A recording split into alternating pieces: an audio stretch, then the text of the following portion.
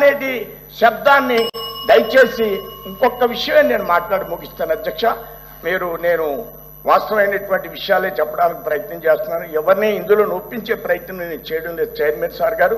అది కాబట్టి సభలో దీని మూలంగా వారి మనసు కొద్దిగా శాంతించదేమో ఈ ప్రైవేటీకరణ అనేటువంటి అభిప్రాయం గురించి చెప్పడానికి నేను ప్రయత్నం చేస్తున్నాను. కాబట్టి అధ్యక్ష, నేను మరో విషయాన్ని చేయడానికి ప్రయత్నం చేయడం లేదు అధ్యక్ష.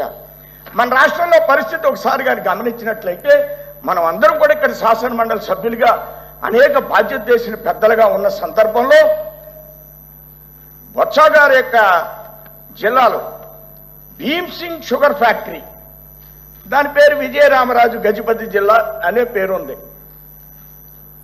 దాన్ని మనం కాపాడలేకపోతున్నాం అధ్యక్ష. చోడవరం షుగర్ ఫ్యాక్టరీని కాపాడలేకపోతున్నాం అధ్యక్ష.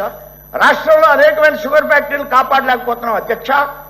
కానీ ఈవేళ స్టీల్ ప్లాంట్ని కాపాడినటువంటి ఘనత ఈ కూటమి ప్రభుత్వాన్ని అనేటువంటి విషయాన్ని ధైర్యంతో దమ్ముతో నేను తెలియజేస్తున్నాను అధ్యక్ష. దాన్ని అర్థం చేసుకోమని కోరుతున్నాను అధ్యక్ష. నేను ఏ విధంగానూ కూడా వారి ఆలోచన కాదది. ఈవేళ ఏదైతే స్టీల్ ప్లాంట్ని కాపాడుతున్నామో ప్రతిపక్షంలో ఉన్నారు కాబట్టి ఇది కానీ సక్సెస్ అయితే, ఇది కానీ ముందుకు వెడితే అనే ఆలోచనతో కొన్ని అంశాలను వారు ప్రస్తావించడానికి వారికి అవకాశం ఉంది. అది ప్రైవేటీకరణ అనేటువంటి ఒక బ్యానర్ను, ఒక వర్డ్ని తగిలించుకున్నారు.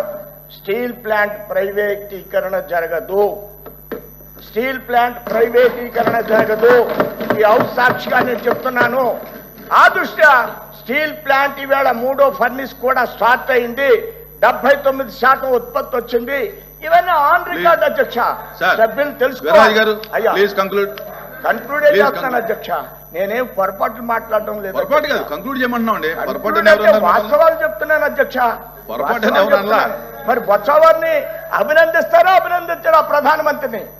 మీరు ఒక్క జిల్లాలో మీ షుగర్ ఫ్యాక్టరీని కాపాడుకోలేనటువంటి పరిస్థితి